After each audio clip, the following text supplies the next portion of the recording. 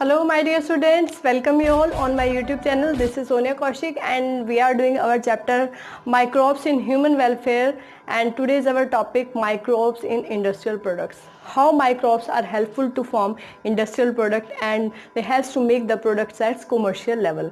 Okay, so last lecture में students हमने discuss किया था how microbes helps in human welfare in household product. Household products for example curd, cheese, ठीक है, और कर्ड, चीज़, butter या जो भी fermented foods, idli, dosa, toddy drink या जो भी फर्मेंटेड फूड्स हम लोग लेते हैं, ठीक है, वो हाउस होल्ड प्रोडक्ट के लेवल से उनको किस तरीके से माइक्रोब्स है. लेकिन अगर कॉमर्शियल लेवल की बात आती है, इंडस्ट्रियल लेवल की बात आती है स्टूडेंट्स, तो we have to go for the process in large fermenters, और लार्ज वेसल्स के अंदर हमें वो प्रोसेस करनी पड़ती है कॉमर्शियल स्केल में, दैट आर कॉल्ड फर्मेंटर्स, और उनको बायोरिएक्टर्स भी कहते हैं. ठीक है, तो अब हम बात करें स्टूडेंट इंडस्ट्रियल लेवल पे. छोटा सा लेक्चर एक हमने पहले ले भी लिया इस टॉपिक पे. In that lecture we have discussed कि माइक्रोब्स, हमने बेसिकली उसमें डिस्कस किया था एंटीबायोटिक्स. क्या डिस्कस किया था स्टूडेंट?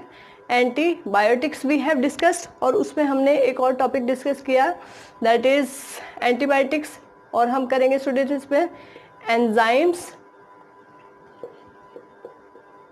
Bioactive molecules.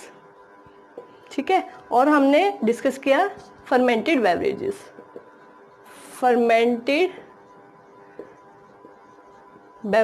ठीक है स्टूडेंट्स, ये हम डिस्कस कर चुके हैं. We have already discussed this fermented beverages and antibiotics. Again giving a brief preview. ठीक है, हमने उसमें क्या किया था. देखिए, फर्मेंटेड बेवरेजेस स्टूडेंट ये किससे बनती है? फ्रूट जूसेस से. ठीक है, और फ्रूट जूसेस के फर्मेंटेशन से बनती है. फ्रूट जूसेस फर्मेंटेशन, या we can also take fruit juices के अलावा स्टूडेंट हम लोग मोलासेस, शुगर केन. ठीक है, इसको भी फर्मेंटेशन करना पड़ेगा, या फिर malt, barley, etc. So different fruit juices and different other products we can also use for fermentation, and we get different beverages like we have discussed last time. We got wine, beer, ठीक है, whiskey, rum, etc. So these two are generally don't having undergo any fractional distillation. इनकी fractional distillation नहीं होती है student. Alcohol content भी comparatively कम होता है. Wine में 3 to 6%, बियर के अंदर 10 to 20% तक हो सकता है. विस्की, रम और जो बाकी अल्कोहलिक ड्रिंक्स है स्टूडेंट, उसमें अल्कोहल का कंटेंट क्या होता है? ज़्यादा होता है. और यहाँ पे अगर हम बात करें fractional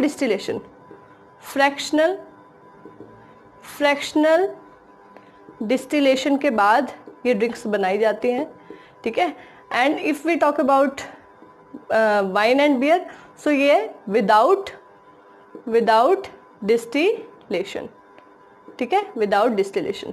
so we have discussed that what specifically which micro organism is use. So that is yeast में भी कौन से स्टूडेंट? सैक्रोमाइसिस सीरीवीसी. ठीक है, इसलिए इसको स्टूडेंट, क्योंकि ये बेकिंग के लिए भी यूज होती है and it is also use as brewing, so that's why इसको बेकर ईस्ट भी बोलते हैं स्टूडेंट. ब्रेड, ठीक है, फर्मेंटेड डो, बेकर ईस्ट भी कहते हैं इसको, and it is also called brewers yeast भी इसको कहा जाता है. Then we have discuss antibiotics. हमने एंटीबायोटिक्स के एंटी मीन्स अगेंस्ट, जो एक ग्रीक वर्ड से लिया है student. This is Greek word antibiotics, living. ठीक है, किन लिविंग ऑर्गेनिज्म के लिए हार्मफुल है ये केमिकल स्टूडेंट? पैथोजेंस के लिए. पैथोजेंस में भी हार्मफुल पैथोजेनिक या वायरुलेंट बैक्टीरिया या फंजाई की हम बात करें. Antibiotics are the chemical substances that are obtained from living organisms like bacteria, fungi, and they use against the other strains of virulent or harmful or pathogenic bacterial or fungal strain. Viruses पे antibiotics काम नहीं करते student. So to controlling viruses we have to use antiviral agent या antiviral proteins हमें use करने पड़ते हैं. चलिए, फर्स्ट एंटीबायोटिक की डिस्कवरी जो की थी स्टूडेंट, वो की थी अलेक्जेंडर फ्लेमिंग ने. ठीक है, कब की थी? 1929 में, and it was a chance discovery. कैसी डिस्कवरी थी स्टूडेंट? ये चांस डिस्कवरी थी। चांस डिस्कवरी किस फंगस से की गई थी? उस फंगस का नाम क्या था स्टूडेंट?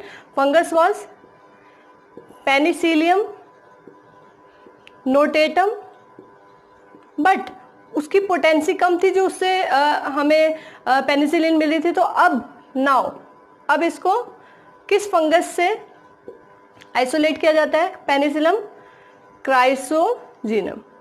ठीक है, this fungi species is used to produce penicillin nowadays. Penicillin is a broad spectrum antibiotic, काफी सारी बैक्टीरियल स्ट्रेन की ग्रोथ को स्टॉप करने के लिए ये यूज की जा सकती है स्टूडेंट।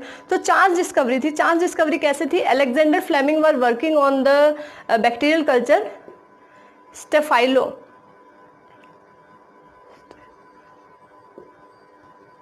स्टेफाइलोकोकाई पे काम कर रहे थे।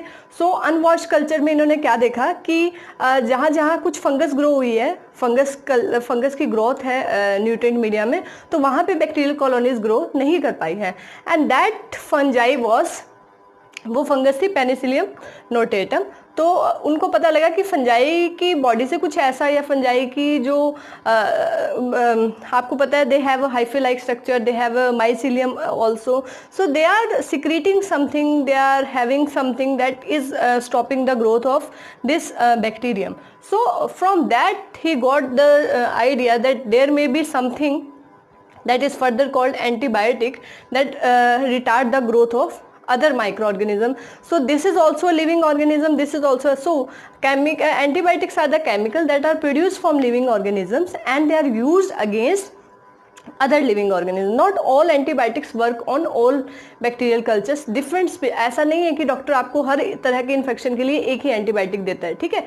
डिफरेंट डिजीज के लिए डिफरेंट एंटीबायोटिक्स जो है दी जाती है डिफरेंट बैक्टीरियल स्ट्रेन की ग्रोथ को स्टॉप करने के लिए. हाँ, ब्रॉड स्पेक्ट्रम नैरो स्पेक्ट्रम का मतलब है broad spectrum antibiotic can work against many number of और several species of other microbes, ठीक है. लेकिन नैरो स्पेक्ट्रम की बात करेंगे so they can control only limited types of species. Term biotic was given by the scientist Waksman, ठीक है. लेकिन इसके ऊपर फर्दर जो काम किया स्टूडेंट, पेनिसिलियम क्राइसोजीनम से आइसोलेशन एंड उसका पोटेंसी लेवल, वो सारी चीज़ें जो दी थी वो दी थी फ्लेमिंग के अलावा दो और साइंटिस्ट थे स्टूडेंट, दैट इज होवरी चेन. तो फ्लेमिंग चेन और एक और थे स्टूडेंट फ्लोरी. इन तीनों को 1945 में they were awarded by Nobel prize.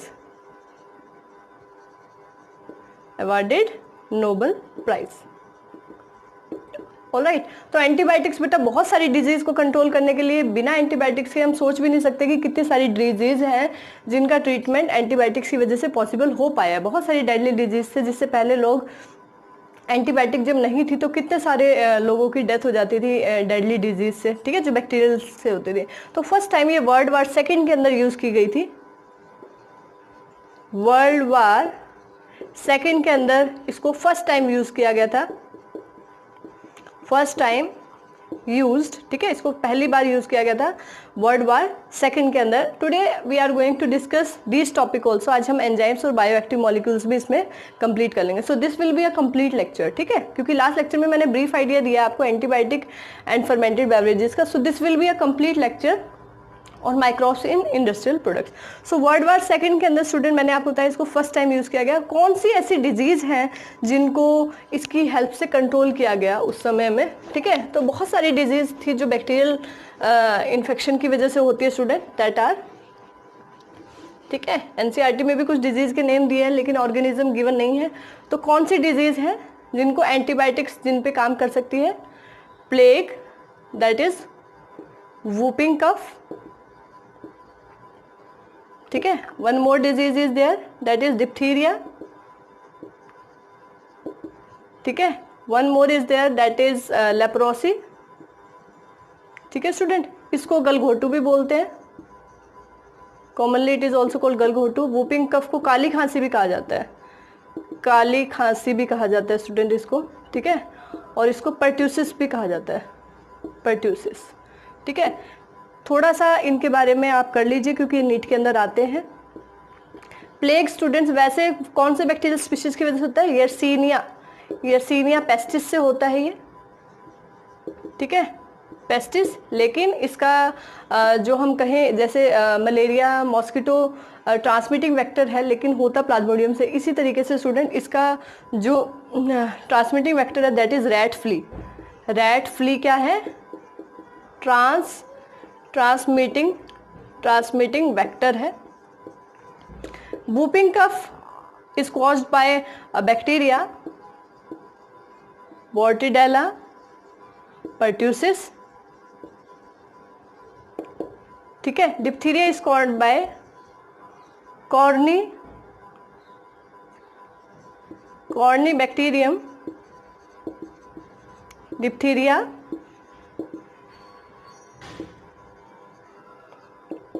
ठीक है। Leprosis is caused by bacterium Mycobacterium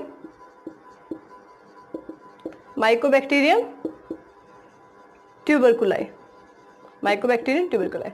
So these diseases are specifically important along with their causal organism in NEET also. This is not given in NCERT, so note it down. चलिए next आते हैं।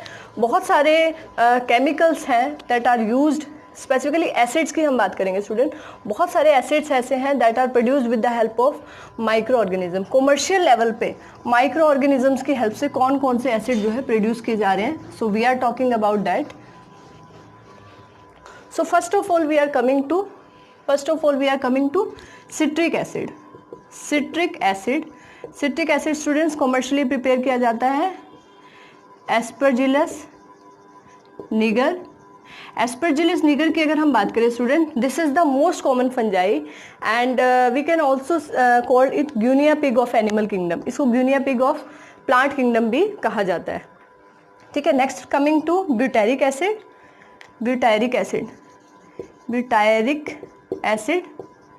ठीक है। This is again produced by bacterium. Then lactic acid, then we can call vinegar or we can say acetic acid, ठीक है। this is obtained from lactobacillus,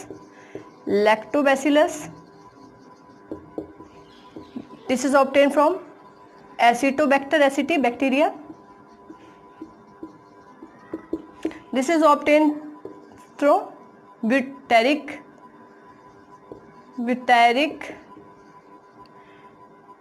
acid bacterium.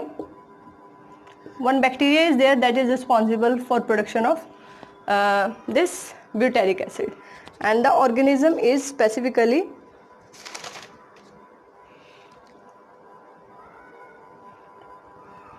that is Clostridium botulicum. Which bacteria is there? Clostridium students एक anaerobic microbe है, ठीक है। so it is caused by Clostridium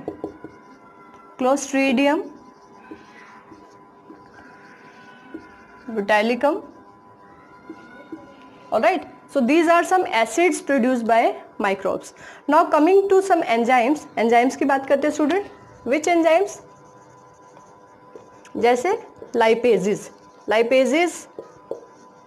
उसके बाद हम बात करेंगे pectinases, ठीक है। देखिए lipases कहाँ यूज होते हैं स्टूडेंट? ये डिटर्जेंट्स में यूज होते हैं, इन डिटर्जेंट्स, ठीक है। helps to remove oily grease, ठीक है। और पैक्टिडेजेस कहाँ यूज होता है स्टूडेंट? इन फ्रूट जूसेस,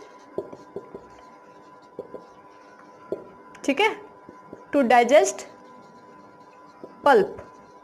आप देखिए इन पैक्ड फ्रूट जूसेस, हम पैक्ड फ्रूट जूसेस लेते हैं जैसे रियल जूस है या ट्रॉपिकाना है, उसके अंदर हमें पल्प नहीं मिलता स्टूडेंट। लेकिन अगर हम घर में जूस बनाएं या अगर हम मार्केट से वैसे फ्रेश अगर हम जूस पिए, so that have some pulp, that have some grittiness, so that is reduced due to this pectinases and some proteases, ठीक है।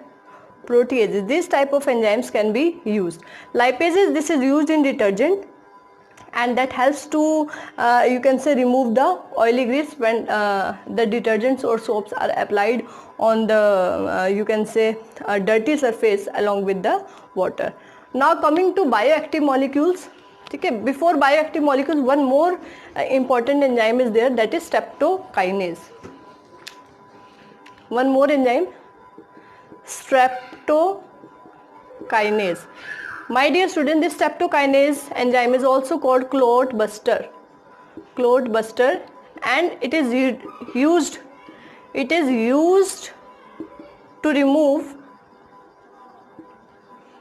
clots from blood vessels.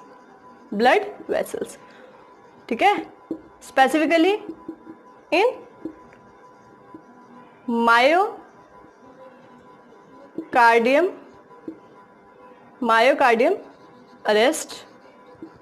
ठीक है, और ठीक है, सो आपको पता है हार्ट अटैक के केस में या मायोकार्डियम अरेस्ट के केस में क्या होता है student, the you can say blood vessels are generally having clots, so that hinders the pathway of blood. So that clot can be you can say removed with the help of streptokinase enzyme, and so that's why this is also called clot buster. This is isolated from a bacterial species, that is streptococci, तो उससे ये isolate किया गया. So these are some important enzyme, lipases, pectinases, proteases and streptokinases. Now coming to the next topic. So student, this enzyme is specifically you can say genetically modified. इसको थोड़ा सा genetically modify किया गया है to reduce the clot or to remove the clot, and इसको हम TPA भी बोल सकते हैं student. TPA that is tissue plasminogen activator. इसको टिश्यू प्लाज्मिनोजन एक्टिवेटर भी हम बोल सकते हैं. So these are some enzymes that are you can say we can get from microbes at industrial level, at commercial level. Now coming to bioactive molecules. Bioactive molecules बहुत ही important. Bioactive molecules are also given in our NCERT. NCERT में भी given है student. One is cyclosporin A. ठीक है, bioactive molecules की बात करेंगे, bioactive molecules. So we will discuss two bioactive molecules here. One is cyclosporin A and one is statins. Very important, cyclosporin A. This is isolated from bacteria, that is statin is cyclosporin A is isolated from bacteria Trichoderma polysporum.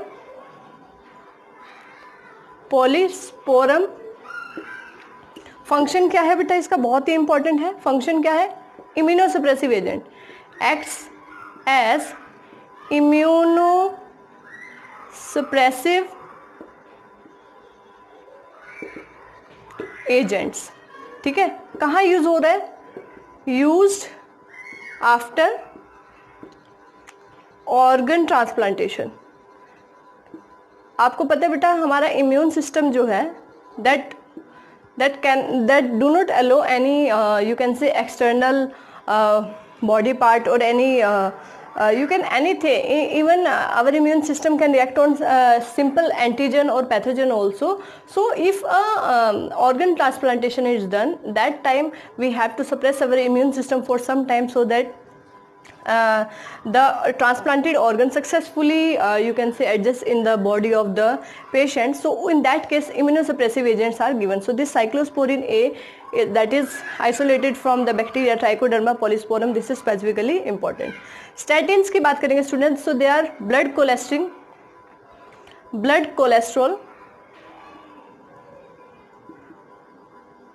lowering agents, blood cholesterol lowering agents. ठीक है, and they are isolated from, कहाँ से isolate किया student, yeast से, that is isolated from a yeast and name is monascus purpureus very important, blood cholesterol lowering agent की तरह काम करता है student. It lowers the blood cholesterol and reduce the cholesterol level in the patient. very very important. actually it act as competitive inhibitor. किसकी तरह काम करता है स्टूडेंट? ये कॉम्पिटिटिव इनहिबिटर आपको पता है जो सबस्ट्रेट लेवल पे काम करता है. इनहिबिटर, ठीक है. Competitive acts as competitive inhibitor for enzyme. ठीक है, एंजाइम के लिए आपको पता है enzyme works on specific substrate. So the cholesterol forming enzyme जो है स्टूडेंट, उनके लिए it works as competitive inhibitor. So it will helps in lowering the blood cholesterol level. These cyclosporin A and statin, these bioactive molecule, this is specifically important for NEET, very very important. The organism from which it is isolated and their function very very important. So today we have covered microbes in industrial product, in which you have to do 4 main topics, that are your antibiotics, then enzymes, and then your bioactive molecules along with some chemicals like some acids. Alright, so I hope the topic is clear to you all. So this is okay for today. If you like this lecture, so hit the like button. Bye bye.